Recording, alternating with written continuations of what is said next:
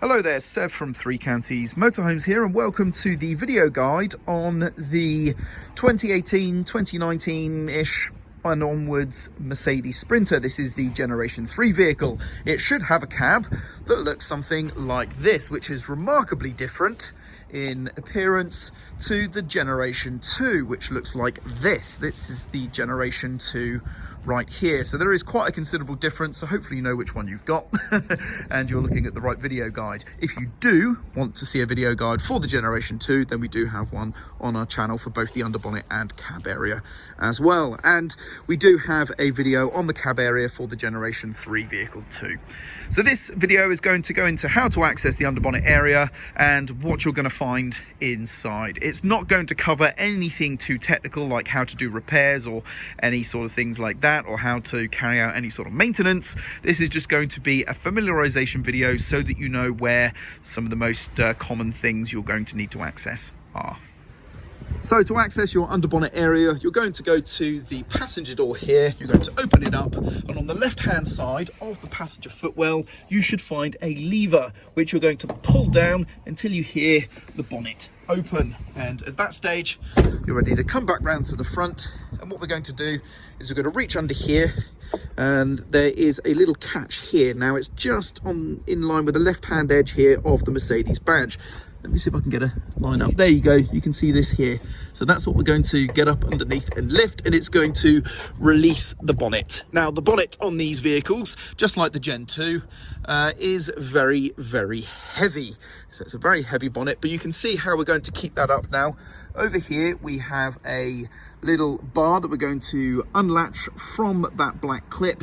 We're going to locate it in that hole in the bracket just down there, which is going to stop the bonnet from falling back down again, and it's going to hold it in place. So let me see if I can do that right now while holding the bonnet up with the camera phone hand. So that goes up like so, and there we go. So hopefully that was in shot, but you can see how I've located that in there like so, and that's going to hold the bonnet up for us. So what do we have here? So first things first, over on the driver's side of the vehicle, so this is the driver's headlight just here, you can see we have our brake fluid reservoir just here. We then have our engine coolant reservoir right here, right at the front. Then we have a battery terminal extension. I'll come on to that in just a moment. We have the air filter housing. We have the oil filler right there. The oil dipstick is just under here.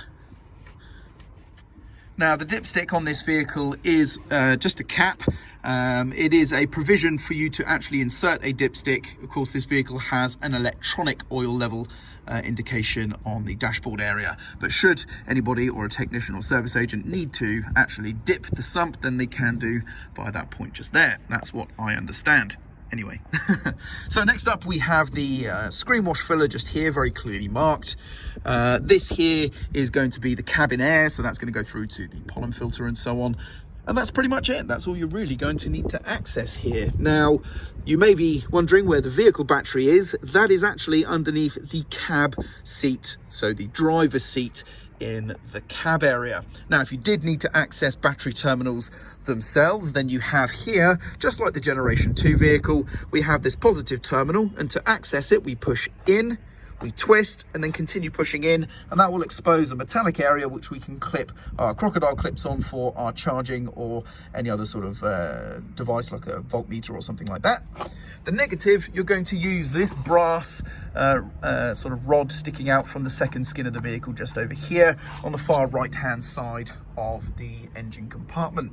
Those are your positives and negatives. Now, I would strongly advise checking your vehicle documentation, because a lot of modern vehicles these days don't react very well to jump starts, especially from another vehicle's battery terminals. From booster or battery packs and things, it can be fine, but from another vehicle it can cause problems. So I would absolutely recommend checking your vehicle documentation to see if they recommend or do not recommend jump starting this vehicle if you do have a flat battery. But that is pretty much it for the underbonnet area of the vehicle. It's very, very similar to the Generation 2. So if you've had one of those before, then you're going to be right at home. Otherwise, it's still very easy to find everything you need. And that about wraps it up. Now, to close the bonnet, what we're going to do is we're just going to, again, remove this bar from that area using the larger hole to manage to extract the bar, clip it back home like so, and then going to lower the bonnet down to about 2 to 3 inches high, and then I just let it go from there. And that ensures that it falls with enough force to close securely, and we're done. So there we go, guys. That's the underbonnet familiarization for the Generation 3 Mercedes Sprinter. I'm Sev. I hope you found this video useful, and thank you very much for watching.